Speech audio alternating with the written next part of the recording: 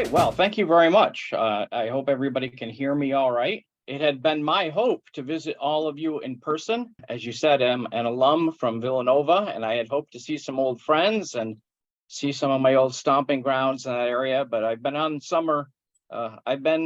book tour all summer, and finally my back said no more for now. And so I apologize that I couldn't join you in person. But I see that many of you are online, and welcome to all of you. I really appreciate the invite. I'm here, of course, to talk about my new book about William Tecumseh Sherman. I'm sure many of you, being a Civil War roundtable, are pretty well versed, and hoping that what I can do is, instead of focusing on the stuff that you probably already know, the battles and those kinds of things, that I can discuss some things that you might not know about Sherman and share some of the maybe surprising things that I came across in my research. So what I'm going to do first is I'm going to share my screen. Right. So instead of boring you with a PowerPoint, which I'm betting that many of you see too many of, I'm just going to kind of tell some stories and talk about the book and some of the surprising things about Sherman. While putting up a slide like this might be shameless advertising, I hope you'll forgive me. It's a book that I'm very proud of. This is the first biography that I have written, and it was a challenge because Sherman is a man who enjoys a lot of attention. There are some really good, full-length, big biographies of Sherman out there. One of the newest and probably the most definitive to date is by a man named Brian Holden Reed, who wrote a 900-page tome. Maybe some of you have even seen Scourge of War. My job from Emerging Civil War was to write an accessible introductory bio. And let me tell you something, doing this in 40,000 words for a man like Sherman is a real challenge. Now, just to give you a quick primer on Sherman, in case you don't know that much about him, he was one of the most successful Union generals. I would say if you name the top 3 heroes of the Republic at the end of the Civil War, well, Grant is always at the top, of course. Sherman number 2, and probably Sheridan number 3.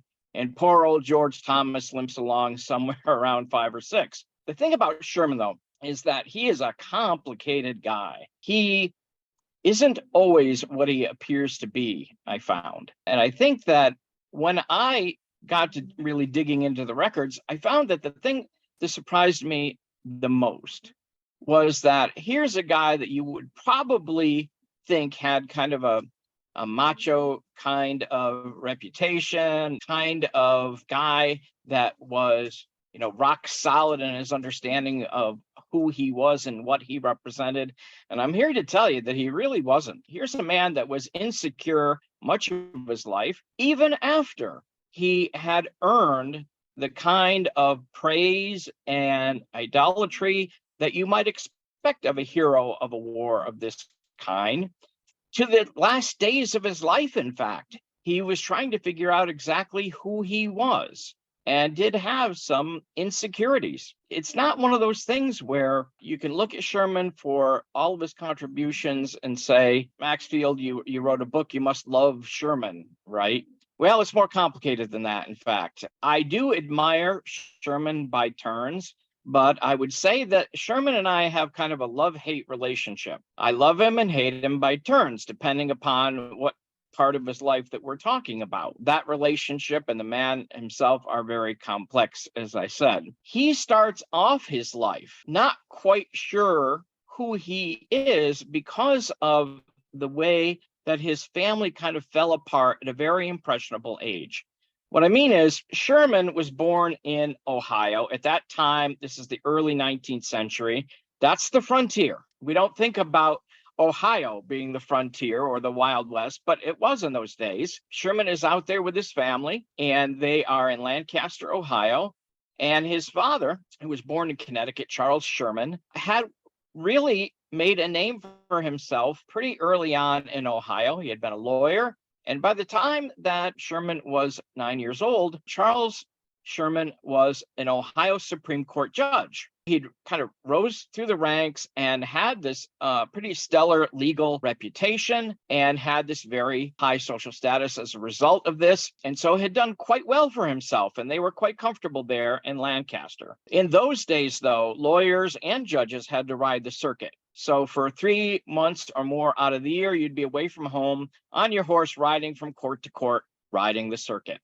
This is something that Lincoln did, for example, years later. Charles Sherman went away on the circuit, said goodbye to his family, and never came home again. And of course, his children, when they said their goodbye to him, did not know he would never be coming home again. And for 9-year-old William Tecumseh Sherman, who the family called Cumpy, that was especially hard.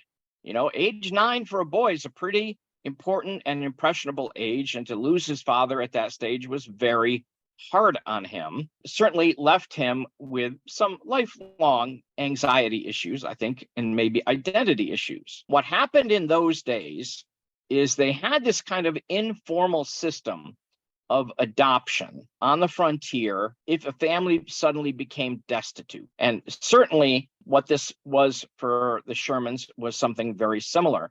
Mary Hoyt, that was her maiden name, Mary Sherman, when she lost her husband suddenly, was pretty much destitute. She had many children. After the funeral, what happened was the children, except for 1 or 2, are farmed out to relatives or neighbors who informally adopt those children into their families. And what happened with young William Tecumseh Sherman is that his father's best friend, Thomas Ewing, who lived just up the street, came down after the funeral and said to Mary, now I want to do what I can for this family. I promised that I would. And so I'm here to bring one of your children into my family, but I want the brightest. And it was Sherman's sister that spoke up and said, oh, you want Cumpy. And so this is how the 9-year-old William Tecumseh Sherman ended up going to live with the family up the street, Thomas Ewing, his wife Maria, and their many children. Now, as I said, Thomas Ewing was the best friend of Charles Sherman. And so, living there just a few houses apart, this was actually a very comfortable situation for young Sherman. He could go down the street to visit his mother anytime he wanted. He already was friends with all of the Ewing children. They played together all the time, including 5-year-old Ellen, who will someday be his wife. This was actually fairly seamless. The only thing, but this is going to have long-term implications, was that Maria had a condition. This is Mrs. Ewing. She said, this is all fine with me, but if he's going to live with us, he must be raised and he must be baptized Catholic. This was a little bit of a wrinkle because the Shermans were all Protestant, and all of them had been raised Protestant. Mary Sherman was in no position to make any demands at this moment, and so she acceded to this. And of course, at 9 years old, the little redhead really probably didn't have much to say about this, or probably did he care. And so this is, what happened. It would not be long before he would be baptized into the Catholic Church, would be expected to, attend services with the rest of the Ewing clan. This does not have immediate effect, but it does have, as I said, lifelong implications and made for some very uncomfortable moments, and also plays into this identity crisis that he finds himself in from a fairly young age. So first of all, whose child is he? He's lost his father, but now he's living with his adoptive father, Thomas Ewing, who he does want to please, who he is, genuinely appreciative of. Again, that relationship will be complicated because later he's going to go on to marry his adoptive sister, Ellen, who was just 5 years old when he moved into the Ewing family. Now, she's going to be a very devout Catholic, and this religion issue is going to be a lifelong issue. Whose boy is he? That's one identity issue. Religion is going to be one of those issues. It only gets more complicated from there. Skip ahead a bit. He ends up going to West Point, and one of the reasons why Sherman ends up at West Point is that Thomas Ewing was also an up-and-coming man. At the time that his father died, Thomas Ewing was a lawyer on the rise, but it won't be too long before he's a star in Whig politics. He will go on to be a United States senator. He'll be a secretary of the Treasury. He'll be a big man in Washington. And as a matter of fact, before Sherman goes off to West Point, he starts to get used to having these big name politicians, even presidents, visiting the Ewing home in Lancaster, Ohio. I mean, men the likes of Henry Clay, Daniel Webster, John C. Calhoun, people of this caliber there to visit Thomas Ewing. And here's young Sherman rubbing elbows with these big names in American politics from a fairly young age. It became a tradition in America that the sons from prominent political families, prominent families in general, should go to West Point. Of course, West Point, the leading military academy of the United States. And so Thomas Ewing easily arranged a place at West Point for young Sherman. Now, did William Tecumseh Sherman have much to say about this? Probably not. He probably just wanted to please Thomas Ewing and went along with this, but it worked out quite well. Sherman found out that this was quite a comfortable life. He found that he liked soldiering.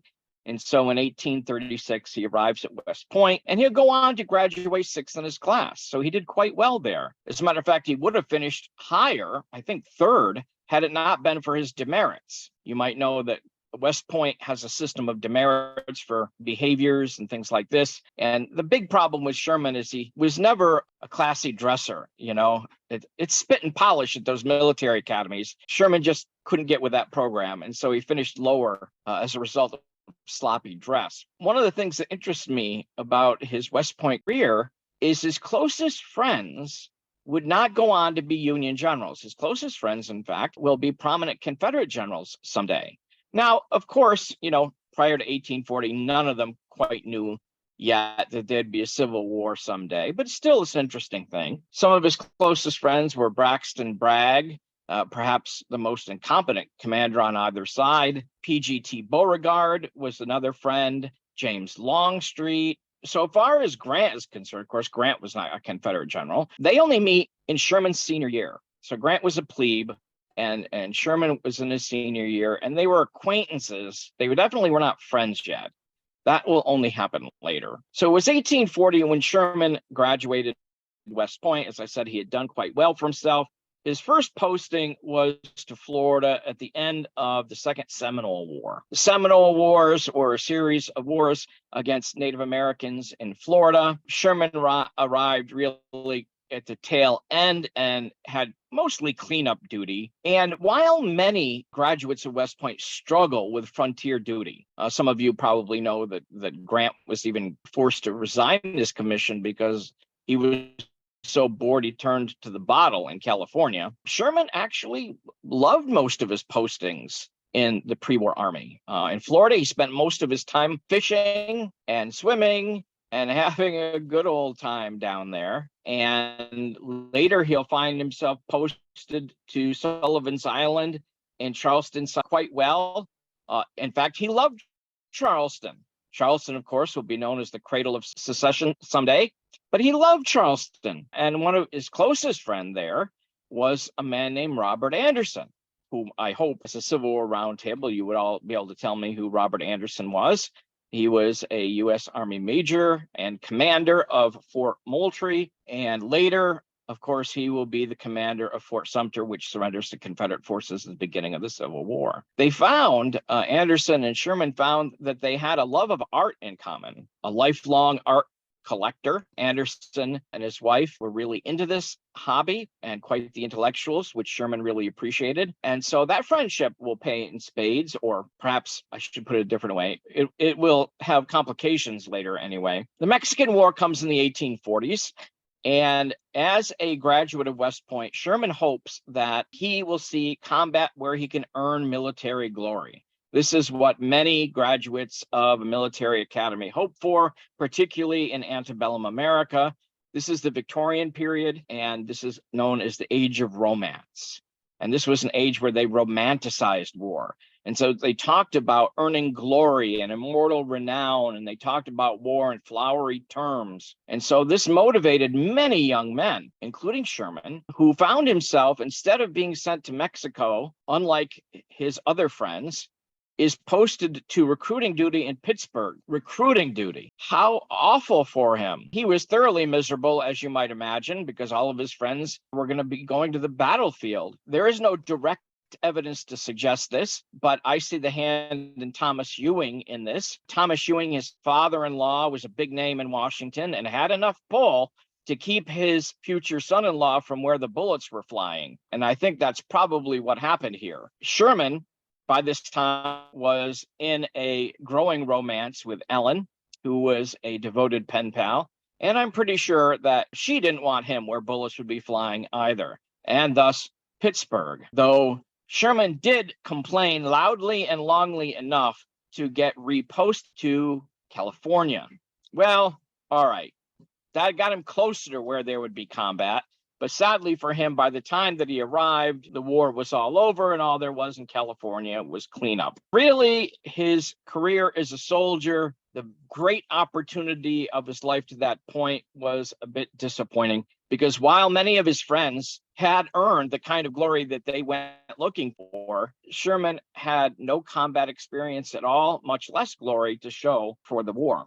Though his time in California will give him a look into life in that particular frontier. Sherman marries Ellen in 1850, and one of the things about Sherman's life that you get pretty quickly is that this is not going to be a particularly happy marriage. And in fact, this leads to several years where husband and wife do not speak. As I said, they lived most of their married life apart anyway. That wasn't anything new, but the rupture in his family over religion and over his own son becoming a Jesuit priest nearly drove him to suicide. It's a very sad chapter in Sherman's retirement. Kind of skipping ahead here, Sherman is badgered by the Ewings to get out of the service. They don't want him in the army. And so they just don't let up. After he marries Ellen, the drumbeat is pretty continuous, but he does not want to take some kind of job where he's not his own man.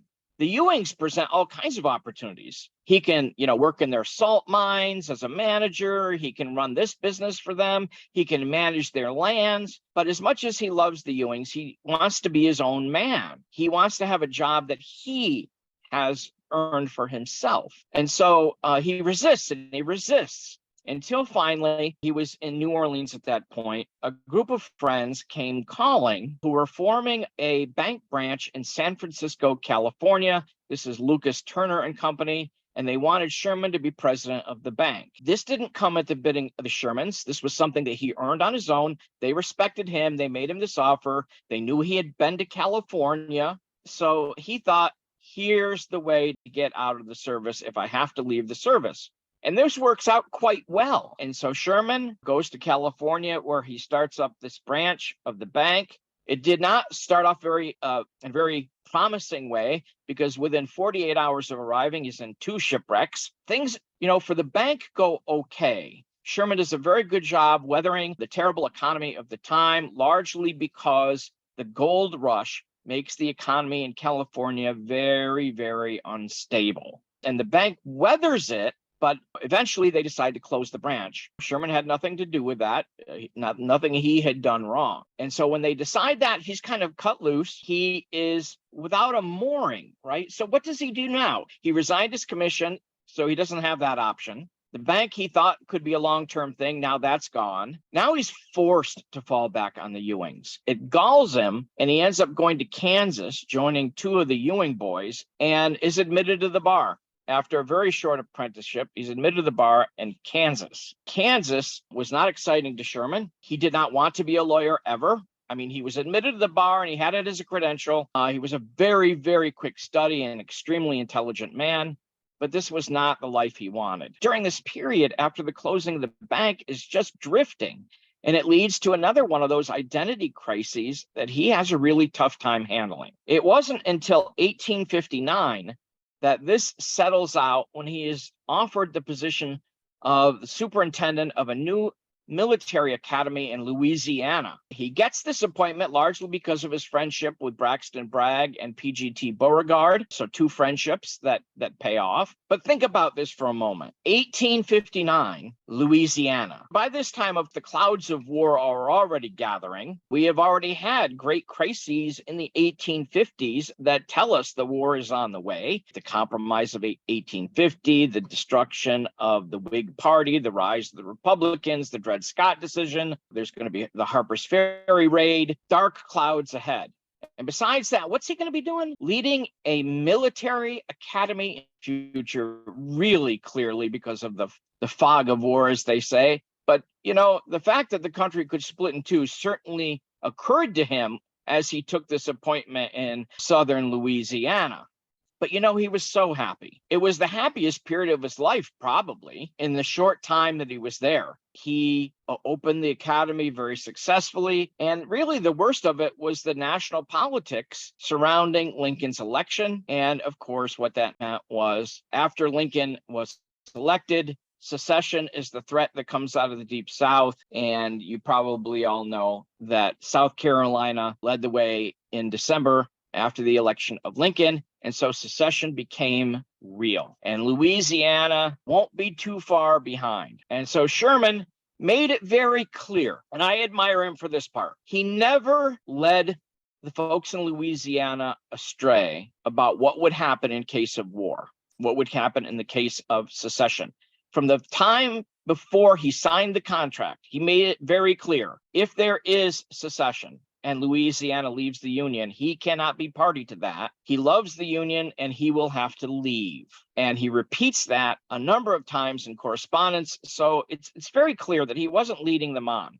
They knew exactly he was a Union man, and they knew that he would be out of there the moment he was put in a bad position. And one of the reasons I should mention that he was put in a bad position had not entirely to do with the academy. You see, on the grounds of the academy was the Louisiana arsenal, which he, as the superintendent of the academy there, had the keys to, and he also was superintendent of the state arsenal. And so he could not be responsible when Louisiana, after seceding, captures the arsenal to use those weapons against the Union. It is not long after the secession of Louisiana that he resigns and he heads home, a thoroughly miserable man. He was not immediately convinced that joining the Union Army is what he wanted to do. As a matter of fact, it baffled his family. One of Sherman's first stops was in Washington, D.C., where his brother, John, who was now a United States senator and prominent Republican, ushered him into the office of Abraham Lincoln to introduce them. Many of you probably know that did not go well. The first audience between Sherman and Lincoln was an utter disaster. It went something like this.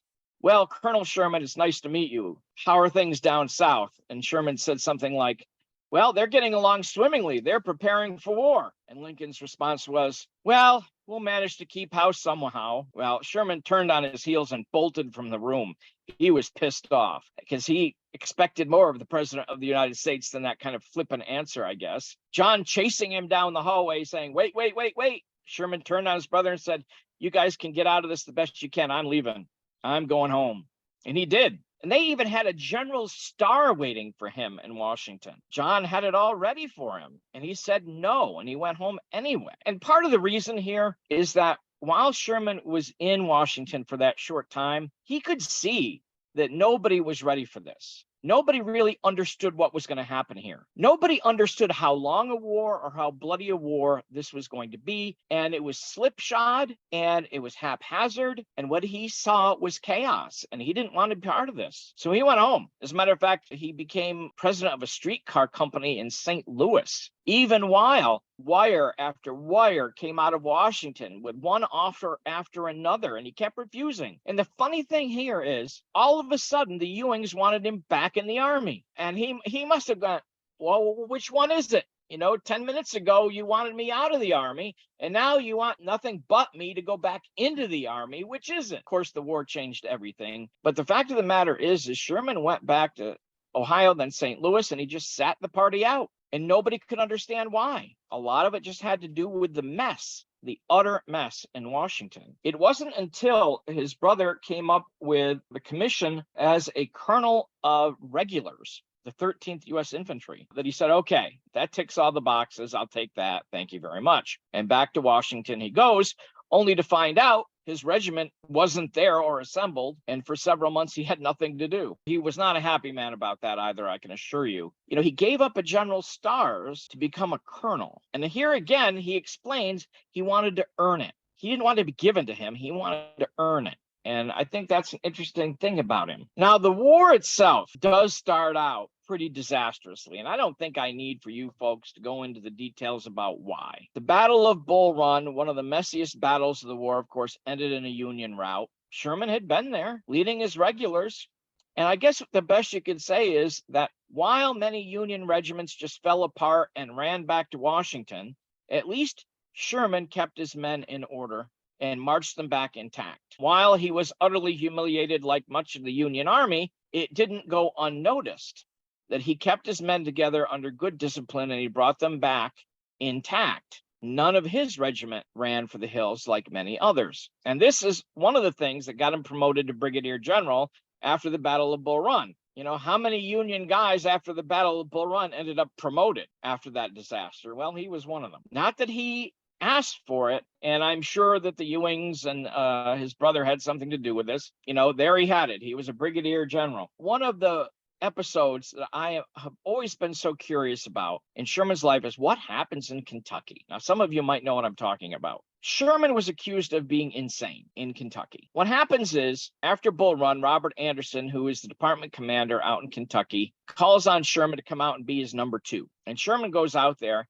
and if he thought that things in Washington were utterly chaotic, things in Kentucky were even worse. They had like a 300-mile line to defend, and opposite them was the Confederacy's number one boy, Albert Sidney Johnston. He was the ranking Confederate general. Albert Sidney Johnston was, at that point, the star general of the Confederate Army. Robert E. Lee was not a thing yet. Well, he wasn't the big thing he'll become yet, I'll say. Jefferson Davis thought the big hero is going to be Albert Sidney Johnston. And that is who Anderson and Sherman were facing out there in that part of the country. The only problem is that they had soldiers on paper, but not physically. They had very few arms to provide to what men they did have. The situation was really very tenuous and ugly. And all the while, they were getting these terrible rumors from across the way about what Albert Sidney Johnston had planned for them. Well, Robert Anderson ends up retiring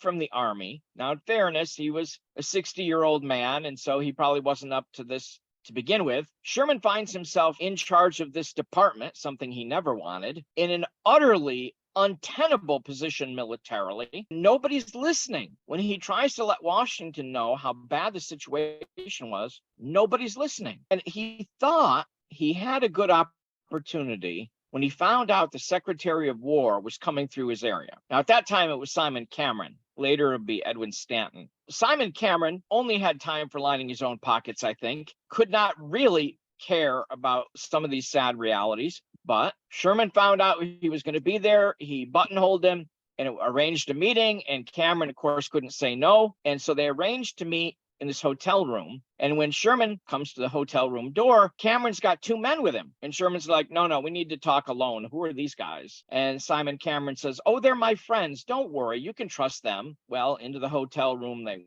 went. Now, here's the thing, though. Sherman knew he's got the Secretary of War in front of him. He probably has no more than a half hour to lay out his case. Let's pause here, because to finish this story, you have to really appreciate who Sherman is. I mean, personality-wise. Sherman is very intense. Sherman is very direct. He's one of those people with piercing black eyes that stares you dead in the face, right in the eyes. Somebody that will look very directly right at you and not blink. And a lot of people are uncomfortable with that in any case. But Sherman is also very direct. Sherman is also a nervous type. He's always fidgeting. He's always talking. I think one of his biographers called him Daffy Duck with a machine gun mouth. You get the picture. Well, Sherman also smoked 20 to 25 cigars a day and was an insomniac. Well, I imagine 20 cigars a day would probably be enough of a load of nicotine to make anybody an insomniac. But that probably added to the nervous agitation. Picture this guy now. He's got a half hour to make a case, and he wants to have an impact on this conversation. He wants Simon Cameron to leave that room knowing exactly the grave state of affairs, right? And what happens probably is Sherman overdoes it and came off a bit unhinged and came off, as they said, kind of a madman. And what they really didn't understand is all they got was Sherman kind of on steroids because of the occasion. This had sad implications for the future. So what happens is the Secretary of War leaves believing that Sherman is a madman. The journalists spread rumors everywhere. Now, Sherman probably was under a lot of stress also. This wire out of nowhere comes in. It says, Mrs. Sherman is at headquarters to take you home. What? The Army decided that on the basis of what they had heard from the Secretary of War and others, that Sherman couldn't be trusted with command. And so they were going to put him on leave and send him home with his wife, which probably only added to his stress when you think about his marital situation. But anyway, he's sent home on leave. General McClellan, who was riding high in Washington, said, Sherman's gone in the head. Probably the worst of all was a few weeks later when the Cincinnati Commercial, Sherman's hometown newspaper, ran a headline, General W.T. Sherman, insane, with a small story that gave few of the details and kind of exaggerated the situation, but made no mistake, they called him insane. I think about this all the time. This is national humiliation, not just at home, but this is going to run in national papers too. His reputation in the Army is going to be damaged, right? I can think of a lot of people that would just kind of resign. They wouldn't want their faces seen in public again. Of course, it was before social media, but still, I think about what I had been able to weather that kind of humiliation. And Sherman comes back from all of this and he restores his reputation. I think of the analogy of a phoenix, how a phoenix will just burst into flame, fall to ashes, and rise again. And that is kind of what happens with Sherman. And I think that says a lot about the character of the man when you consider that he comes back to be a genuine hero of the Republic. Now, it was the Battle of Shiloh that really restored him to a reputation where he is respected in the Army. It'll take a little bit longer with the country, but the Battle of Shiloh, of course, this is April 1862, first really big battle of the war, a 2-day battle on the Tennessee-Mississippi border, and at the end of 2 days, over 24,000 casualties. This was such a shock to the country that the winner, Grant, is sacked, not from the Army, but he's removed from command. He won the battle. Yeah, I mean, it was give and take the first day, but on the second day, it was a much more solid Union victory. In any case, the Confederates gave up the field and ran. It was a Union victory. Grant was the commanding general in a Union victory. And he's sacked anyway? Yeah. And that's because the country could not abide the casualties. And there are all kinds of rumors that he was drunk on duty, which were fallacies. But Ohio newspapers, Grant and Sherman are both from Ohio, were running these crazy stories about them being surprised and Grant drinking on the job and all these terrible rumors. So ruined by his own friends. Now, Sherman, on the other hand, did splendidly at Shiloh. Yeah, there's no doubt about the fact that he was surprised, but many said that if it wasn't for Sherman, the Union would have lost the Battle of Shiloh. And in fact, when he was recommended for promotion, Henry Halleck said that very thing. While Grant is nearly destroyed, though he was the victor, Sherman's reputation soars. He gets a promotion. His national reputation is much on the mend. And so the Battle of Shiloh did much for Sherman, even if it didn't for Grant. But Grant and Sherman are getting to know each other better now. And it was not long after Shiloh, as a matter of fact, on the campaign to Corinth, when Grant was about to quit the Army. He was going to go on leave and didn't have any definite plans for the future. He was so humiliated to be removed under those circumstances.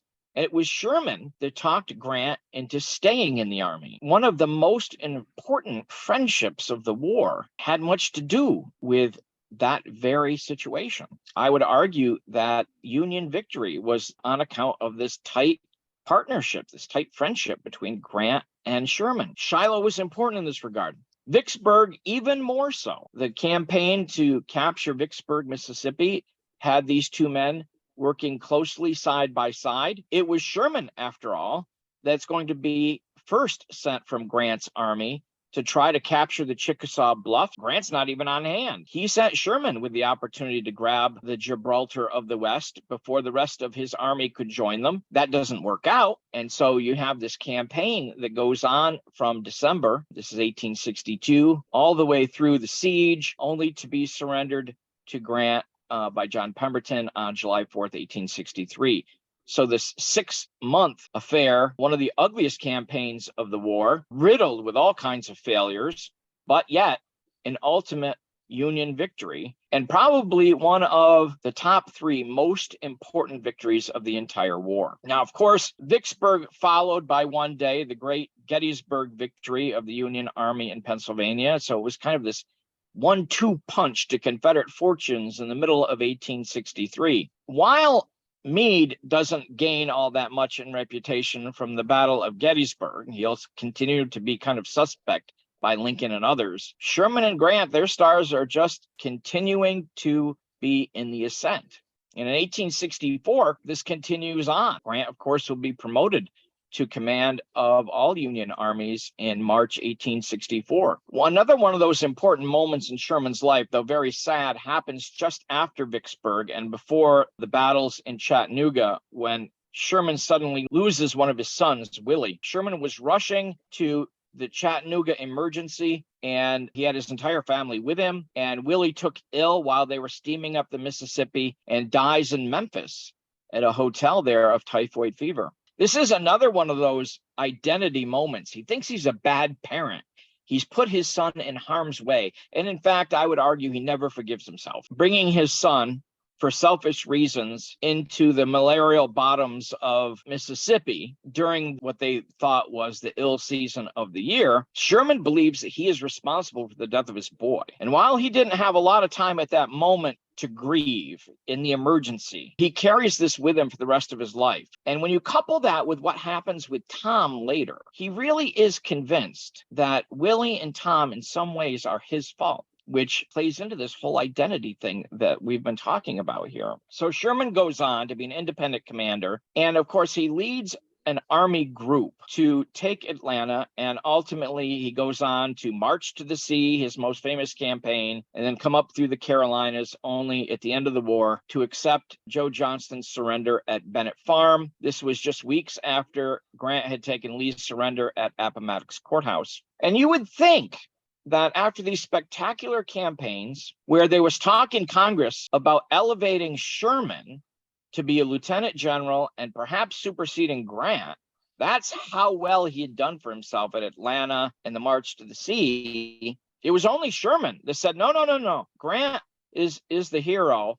I don't want any more rank. Leave me where I am. I don't want it. And he tamped that down. But his reputation was such at the end of the war here that he could have had just about anything he really wanted. Remember that while Sherman's star was ascending, Grant was stalled in front of Petersburg with the Army of the Potomac for a long, long time. It was stalemate through the summer, into the fall, into early 1865. So Grant was stalled for this long period of time while Sherman's reputation just kept soaring. And so at the end of the war, while of course Grant did take Lee's surrender, perhaps polishing his stars, the two of them and Phil Sheridan are kind of the triumvirate of Union heroes there at the end of the war. You would think he could have gone into his post-war career with kind of assurances of who he was and what he represented, and could have been really solid in his thinking about his own identity. But the sad part is that wasn't true at all.